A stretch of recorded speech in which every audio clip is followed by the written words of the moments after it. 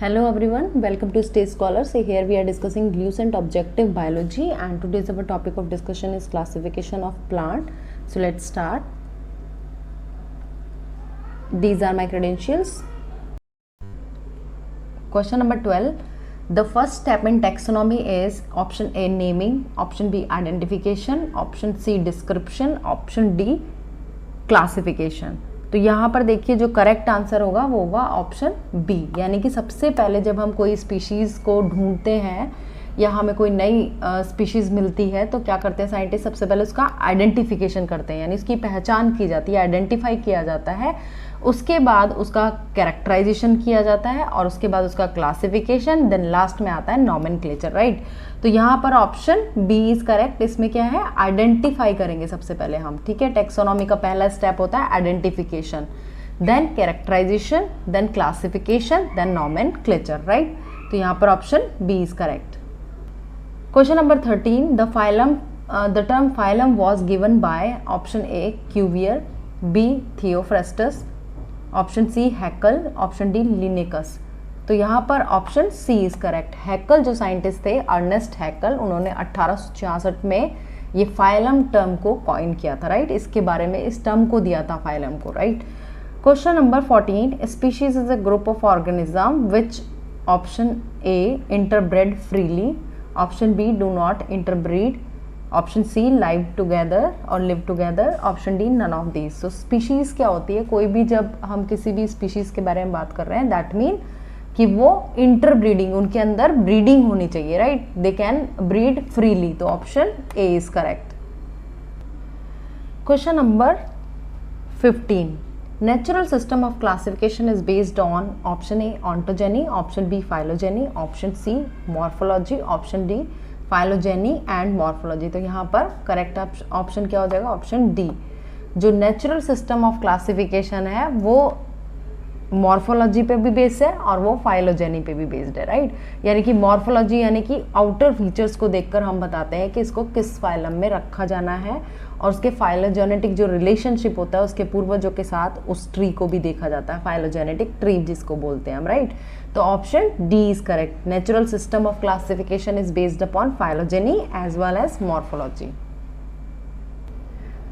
Option 16, question number 16. Homo sapien is the scientific name of option A honeybee, option B monkey, option C man, option D tiger. तो सबको पता है homo sapien क्या है, man. Option C is correct. Homo मतलब होता है man and sapien में, सेपियन का मतलब होता है लैटिन भाषा में वाइज यानी इंटेलिजेंट, राइट। तो वाइज ह्यूमन के नाम से ही इसका नाम रखा गया है homo sapien. Question number 17. Potato, tomato and brinjal are three different species but all belong to which genus? तो यहाँ पर जीनस की बात हो रही है। Option A Solanum, option B Panthera, option C Felis, option D tigris. SSC CGL 2017 में आया क्वेश्चन है, तो यहाँ पर option A is correct, Solanum. Solanum क्या होता है, बेसिकली ये लार्ज ग्रुप है, लार्ज और डाइवर्स जीनस है फ्लावरिंग प्लांट का, जिसके अंदर 3 मुख्य क्रॉप्स आती हैं। फॉर एग्जाम्पल 3 क्रॉप के नाम क्या क्या है, potato, tomato and eggplant. Eggplant क्या होता है, ब्रिंजल होता है, राइट। तो potato, tomato and brinjal comes in Solanum genus, right. Now question number 18. Chlorophyll containing autotrophic thallophyte is called as option A fungi, option B bryophytes, option C algae, option D lichen. SSC 2013 का question है, तो यहाँ पर क्या आ जाएगा, chlorophyll containing. देखिए यहाँ पर क्या है, क्लोरोफिल पिगमेंट प्रेजेंट है प्लस ऑटोट्रॉफिक है। ऑब्वियसली अगर क्लोरोफिल है तो क्या होगा, वो ऑटोट्रॉफिक होगा, यानी कि वो अपना भोजन स्वयं बनाएंगे इन प्रेजेंस ऑफ सनलाइट, जिसे हम कहते हैं फोटोसिंथेसिस, राइट। तो वो थैलोफाइट्स की बात कर रहे हैं, ठीक है। थैलोफाइट्स मतलब ऐसी स्ट्रक्चर है जो थैलस जैसी स्ट्रक्चर है, जिसके अंदर लाइक थैलस यू नो ना, इस तरह की कोई थैले जैसी थैलस मान लो आप, उस तरह की स्ट्रक्चर है। कोई उसमें रूट शूट और जो ब्रांचेस हैं ऐसे कुछ डिफ्रेंशिएशन नहीं है उसके अंदर, और सिंपल स्ट्रक्चर होती है। तो वो किस में आते हैं, थैलोफाइट्स, एल्गी को बोलते हैं हम थैलोफाइट्स, राइट। तो एल्गी कैसा होता है, आपने देखा होगा जहाँ नदियों के पास या कोई भी पानी जब जहाँ इकट्ठा होता है वहाँ पे ग्रीन ग्रीन आपको काई जैसी दिखती है, तो वो क्या होता है, एल्गी कहलाता है, राइट। उसकी कैसी स्ट्रक्चर होती है, थैलस जैसी स्ट्रक्चर होती है, और प्लस ग्रीन पिगमेंट होता है उसके अंदर, तो वो किस में आता है, एल्गी, यानी option C is correct. Now question number 19. The study of principle and procedure of classification is, the study of principles and procedure of classification is nomenclature, taxonomy, classification, identification. तो यहाँ पर जो क्वेश्चन नंबर 19 है उसका correct answer है option B. जो हम procedure पढ़ते हैं क्लासिफिकेशन, देखो क्लासिफिकेशन के प्रोसीजर्स की बात कर रहे हैं. प्रिंसिपल किस में पढ़ते हैं, ये तो देखो सारे जो स्टेप है, नोमेनक्लेचर हो गया या क्लासिफिकेशन हो गया या आप बोलोगे आइडेंटिफिकेशन हो गया, ये तीनों क्या है, स्टेप्स ऑफ टेक्सोनॉमी, राइट. तो यहाँ ऑप्शन आपका बी करेक्ट होगा, टेक्सोनॉमी. ठीक है, the study of principles and procedure, हम किस में क्लासिफिकेशन करते हैं, किस में पढ़ते हैं हम क्लासिफिकेशन, हम पढ़ते हैं टेक्सोनॉमी के अंदर. और टेक्सोनॉमी में जो क्लासिफिकेशन हम कर रहे हैं उसके स्टेप्स क्या होते हैं, टेक्सोनॉमी के स्टेप्स क्या होते हैं, बेसिकली आइडेंटिफिकेशन, क्लासिफिकेशन, पहले आइडेंटिफिकेशन होता है, देन कैरेक्टराइजेशन, फिर क्लासिफिकेशन, देन नोमेनक्लेचर, राइट. तो यहाँ हो गया ऑप्शन बी इज करेक्ट. ये क्या है, principle and procedure of classification. Question number 20. 5 kingdom classification of Whittaker is mainly based on, option A nucleus, option B cell structure, option C mode of nutrition, option D complexity of organs, right.